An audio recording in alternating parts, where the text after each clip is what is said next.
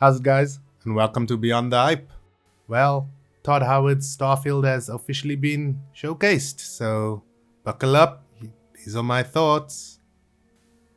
Before I get onto my rant, let's just talk a small bit about the positives. I enjoyed the showcase. I thought it was excellent.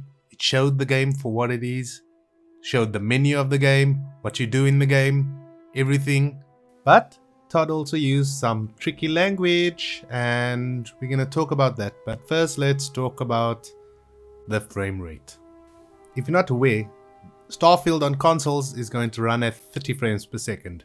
Now, Todd has said this in the past on that Lex Freeman podcast, but this is now official since it's at a gaming convention interview. So let's just hear what Todd has to say. Starfield runs at 30 frames per second on both the Xbox Series X and S, Bethesda's Todd has confirmed. Speaking to IGN in a new interview ahead of the Xbox and Starfield showcase, Howard said Starfield runs in 4K resolution on the Xbox Series X and 1440p on the Xbox Series S, but has locked Starfield at 30 frames per second on console to ensure consistency of performance. Todd goes on to say, I think it'll come as no surprise, given our previous games, what we go for, Howard said. Always these huge open worlds, fully dynamic, hyper detail. Hyper detail? When has Bethesda launched a game that with hyper detail? Anyway, going on a tangent. Let's carry on. Where anything can happen. And we do not want to do that. It's 4K on the X. It's 1440p on the S. We do lock it at 30 because we want that fidelity. We want all that stuff. We don't want to sacrifice any of it. Fortunately, in this one, we've got it running great. It's often running way above that, sometimes at 60. But on the consoles, we do lock it because we prefer the consistency. We are not even thinking about it. This is complete garbage. Firstly, everyone knows that the S is a weaker console than the X. I mean, it was made that way. That's why it's always running at the lower resolution. But he says, but we're going to lock it at 30 because we don't want to sacrifice any of it. You always have to sacrifice things if you're running games on something that's weaker. All games do this, right? So you won't get like ray tracing on the S, but you'll get it on the X. But what he's saying, or what he's trying to sell you here, is that the S and the X will look exactly the same. And that's the reason why they're locking it at 30. And we all know that's not the reason why they're locking it at 30. He's also saying that the game often runs above that, even at 60. So your game is sometimes running at 60. Now, not consistently, if I can allude from what he's saying here. So then why not run it at 40? 40 is a decent way to run the game. Look, I don't care about 30. I play games at 30 frames per second. It doesn't bother me. But it's just the way he's trying to sell something instead of just being honest. And we all know Todd has a habit of, let's say, telling untruths when it comes to his games. It allows us to have 16 times the detail. 16 times the detail.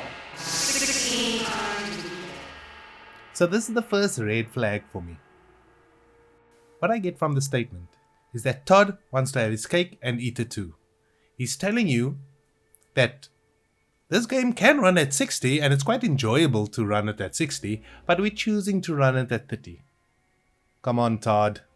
We all know if you had the choice and could run this game at 60, you would run this game at 60. He goes on to say, and we don't ever want to sacrifice that experience that makes our games feel really, really special. So it feels great. We're really happy with how it feels, even in the heat of battle. And we need that headroom. He's talking about instead of having it at 60, they're choosing to run the game at 30. We need that headroom because in our games, really anything can happen. None of this makes sense on a technical level. I mean, it makes sense on a marketing level. Of course, he's trying to sell you the game, right?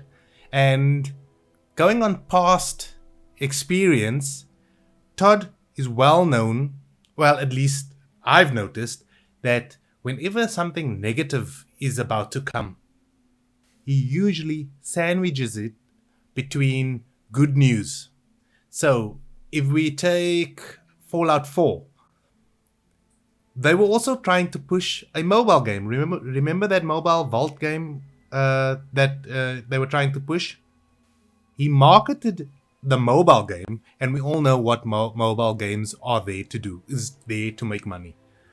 So, but he knew that gamers are not gonna like an announcement of a mobile game, so he put it in as a, oh, by the by, here's this mobile game, and don't worry, we're gonna speak about Fallout 4 right afterwards. So people didn't pay any attention to it and just went, oh, but Fallout 4 is here, right? That's what Blizzard got wrong when it came to Diablo Immortals. They just announced Diablo Immortals, nothing else, and then when people revolted, they then all of a sudden backtracked and said, no, Diablo 4 is coming out. And then they ended up showing just a logo with a 4 in it and saying, you see there, it is in development, when we all know there was no game in development. They were going hard and fast for mobile and thought, people will play it anyway. So Todd has got that history of doing things like this. So the negative when it comes to this situation is that the game is running at 30. And the figurative good news sandwich, if you can say that, is that he's saying, oh, the game does run at 60, but we're choosing to run it at 30, just for the fidelity and, anything can happen in our games and this is the biggest game and blah, blah, blah, blah, blah, blah, blah. Don't look at the 30. There's a reason, and trust us. And the one good thing I can say about Todd Howard is that he's a very good salesman. This man can sell ice to Eskimos. But that's what you always have to keep in mind. And when it comes to Bethesda, you're only as good as your last game. And the last game was Fallout 76. Now that was tantamount to a scam of a game, right? So it was not even bare bones. It was also broken. I mean, has there ever been a Bethesda game that hasn't come out broken? And I mean, more broken and more glitchy than a lot of other games out there.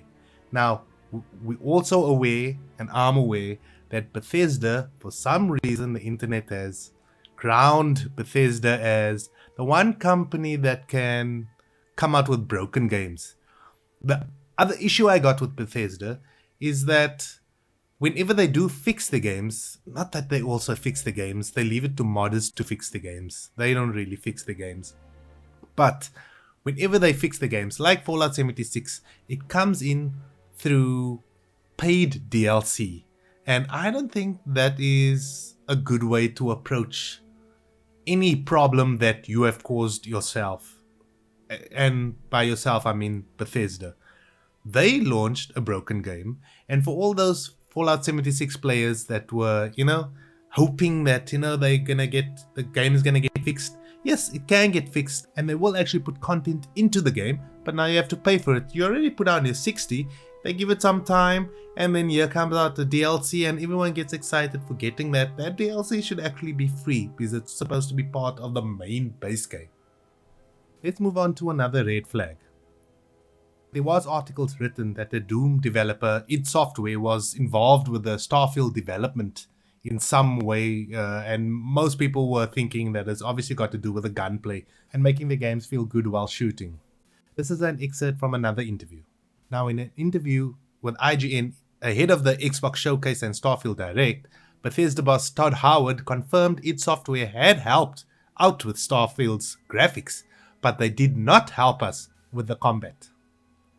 So with Fallout 4, they did give us a few tips on how to handle combat. And Starfield, we redid the combat ourselves and it's really feeling great. But id helped us really more with the graphic side.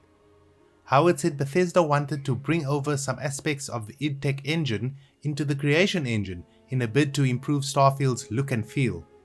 id Software is of course well known for their first-person shooters, and Starfield, like the Bethesda's Fallout games, incorporates this type of action into its combat. So we get into motion blur, Howard explained. It's just how the game feels smooth. Some other things that they do in id Tech that we wanted to bring over into Creation Engine 2, and they helped us to do that. And it's great. Really, Todd? Really? We all know that Fallout games is not like the Doom games or any of the id Software games. You paused most of the time. And when you couldn't pause, like in Fallout 76, it was glaringly obvious why you added that pause mechanic into your shooting, because your shooting sucks. It always did suck.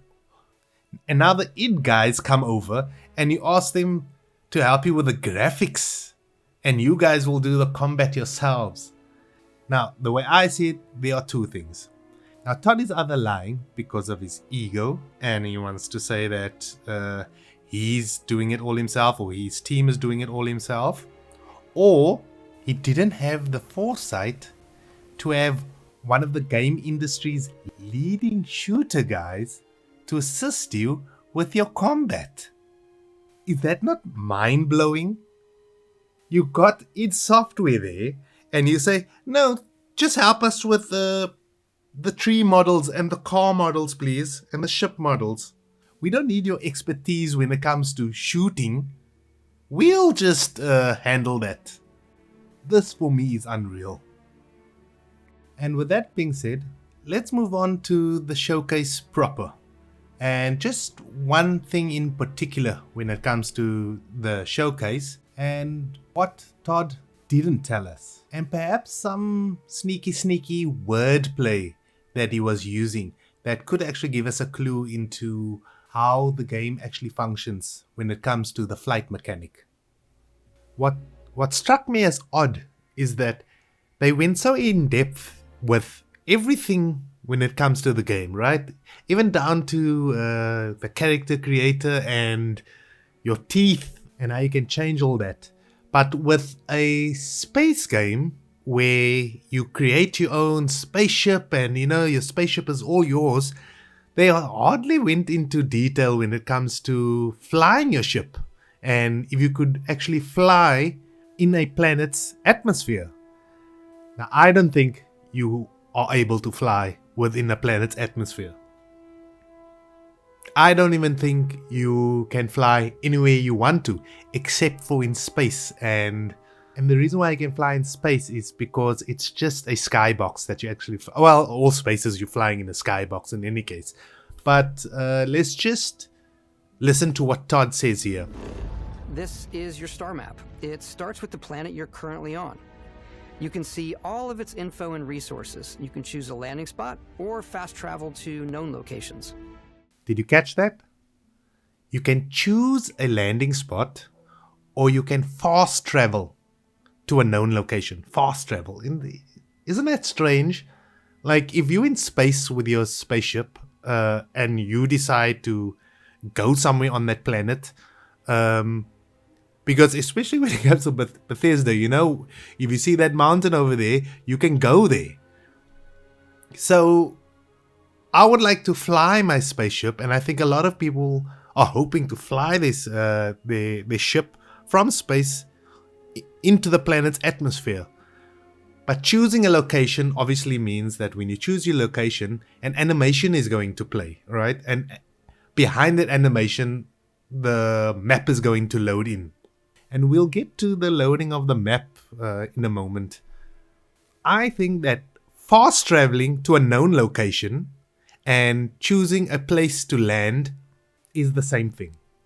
I think he's playing around with words here as if the choosing where to land gives you the sense of when you're in space that you can actually go down there, you can actually go fly to that location.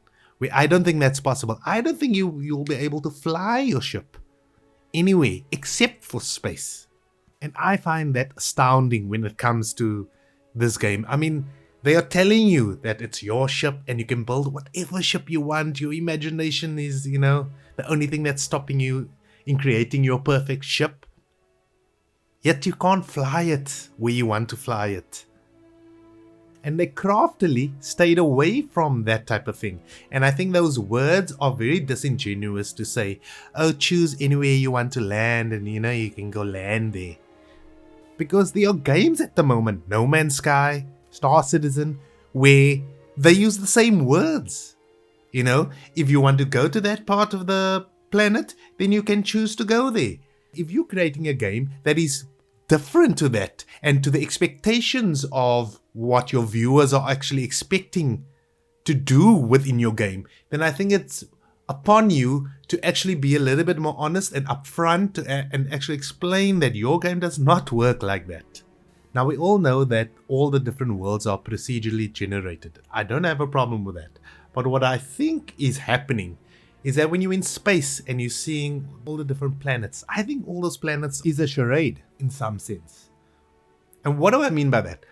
I mean that planet, that when you're in space, it's just a skybox, right? And it's just an empty skybox. And then they put in the background like stars and things like that. So it looks like you're in space. That's all space games. That's how they develop a space game.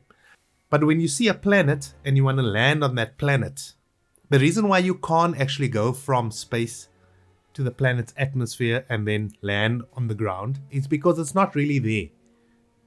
It's because it needs that animation to load. And then once it loads in, it procedurally generates that landing spot. And once it procedurally generates that landing spot, it will then save that unique landing spot that you've landed on your hard drive or wherever it's going to,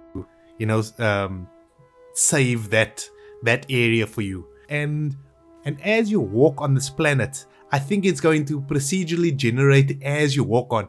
That's why in this particular moment... So even if your friends were to visit the same planet that you had, you would have a different story to tell. When that guy says that when another player lands on the same planet as you, within their own game, their single player game, it will be different. And they're kind of spinning it as, wow, look how different, everyone is going to have a different experience. The reason why everyone's going to have a different experience is because it's AI generated. It's not real planets. It's like you're clicking on a new game, and this game's map is a desert map. And then you exit that game, and then you go to another game, and that's a water world kind of game. I hope you guys are actually understanding what I'm saying. That's why it's unique to everyone, because it's just creating that. And that's why I say all the planets are a charade, because they're not physically there. It's just kind of like a JPEG that you're looking at when you're in space. Because the game itself doesn't know what's actually on that planet. And that's why you can't also fly your ship within atmosphere. Because the game itself doesn't know what's at that location further on the horizon. Because it didn't generate it yet. And to have it generate, it needs that animation of landing somewhere so that it has enough time to actually generate a map for you. Otherwise, you're going to see everything just pop up right in front of you. And I think that the game also can't handle that because of the engine it's also using. That's the limitation of this engine. And that's why you also can't fly in the atmosphere. Because the higher you are up in the sky, the more you're going to see of what is generated. And you're going to see the edge of the map. And not probably like a straight line. You're going to see, like unconnected blocks. And it's just going to look ugly.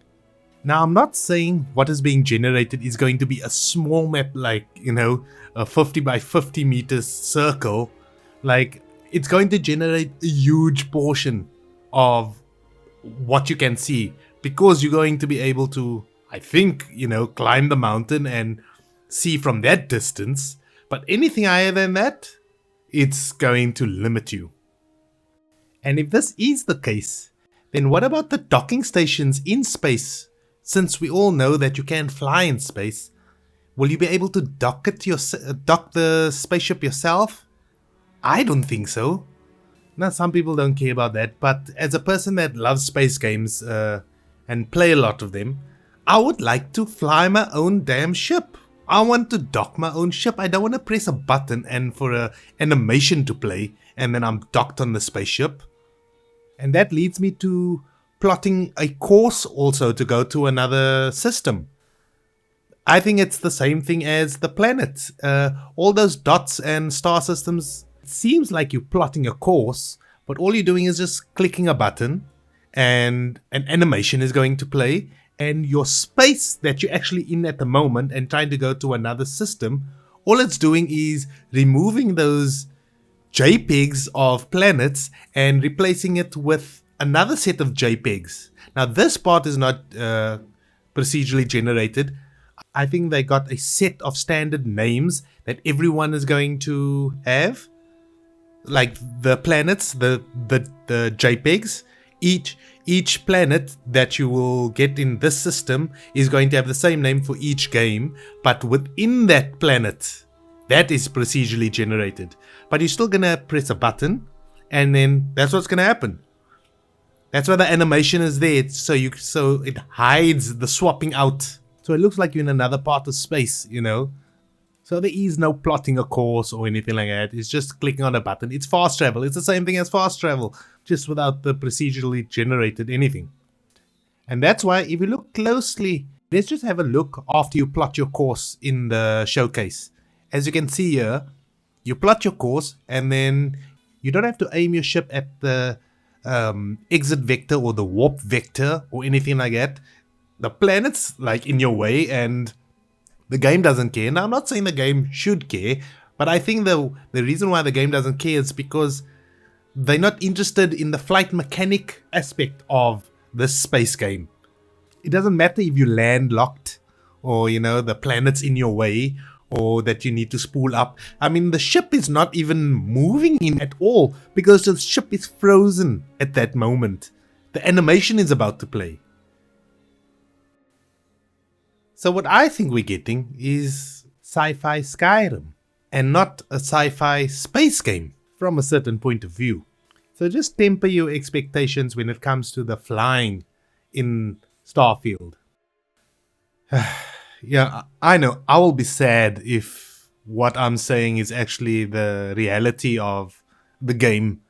And I do think that is how the game actually is. But what do you think? Do you agree? Do you think that you will be able to fly and they actually thought about the flight mechanics and everything else that I spoke about? If you disagree, let me know in the comments. If you agree, then hit me up with a like. Anyway, that's it for this video. I've gone on for too long. Catch you in the next one. Cheers. Bye-bye.